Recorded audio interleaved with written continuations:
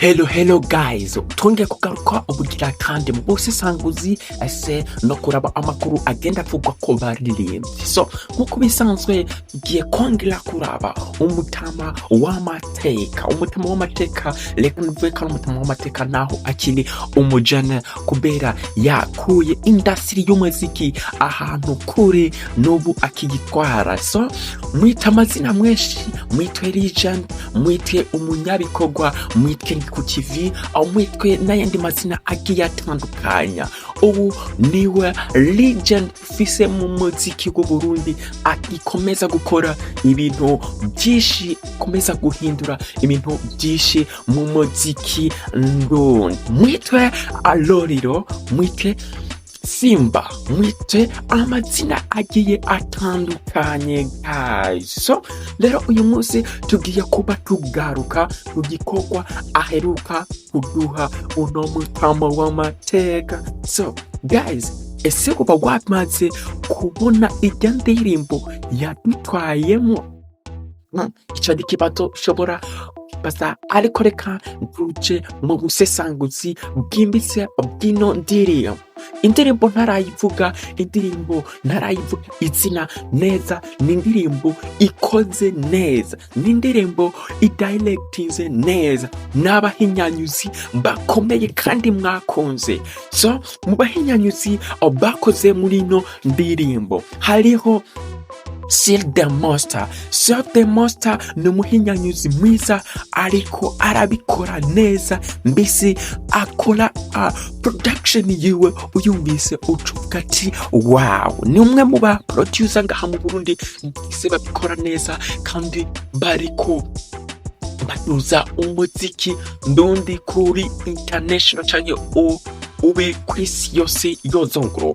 Muri ino ndirimbo n'ubundi harabayemo umuhinyanyuzi wa Bosham Production nawe ni umuhinyanyuzi ariko arabikora neza. So akabijya rero hariho umuhinyanyuzi ariko akora amateka menshi muri uno muziki wacu w'u Burundi, nawe so ubundi ni Trash Beat nawe yaragiye muri ino ndirimbo yarayikozemo. Hakaba harabayemo na Amel. So umuhinyanyuzi yabikoze kuva kera ubu n'umutama w'amateka muri production ndundi, niwe yakoze hit song menshi. Reka rero dukeze Lolilo Simba kuri iki gikorwa aheruka kutuzanira. Igikorwa kiri international guys, igikorwa gikoze neza.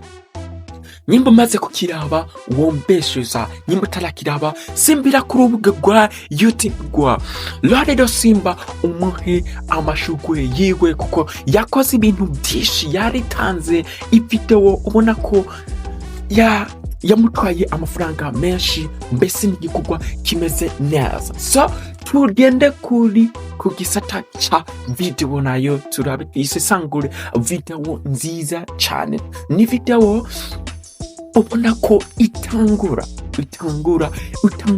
ari umugore afise igishonge cyangwa umuvideo fixe no mu queen video afise yambaye igishonge. So amabara yigiye aboneka muri no video n'amabara yera, so n'inzu zera, n'imodoka zera, ni na costume zera. Iyi ndirimbo itangura ari umugore ari mwisaro ari muri etage, araba hasi, araba umubebi